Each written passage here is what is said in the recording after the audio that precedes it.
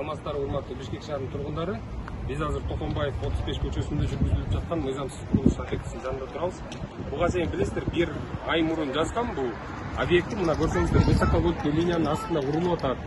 Охранная зона сакталып атыптыр деп. Мына көрө турган болсоңуздар, бул жерге чейинки курулуштарды карасаңыздар, бир да курулуш ушу высоковольтный линиянын бул тарабына курулуп келген эмес.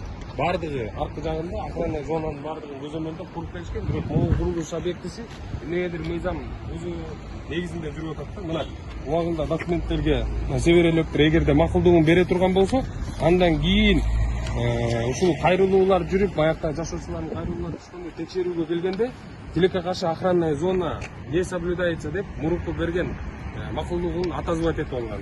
Андан кийин кайра эле депутаттардын запросу берсе, мурунку макулдук өз ордунда калтырылды деп жооп берип атышат да. Эмнени талап кылат эле? Бул жерге мыйзамсыз курулуш болуп атабы, токтошу керек. Убагында билесиздер, бул жерде Амар Никаем деген кафе болгон. Ал кафеге легкий конструкция деген эле уруксат берилген. Ошол документтерди көтөрүңүздөр.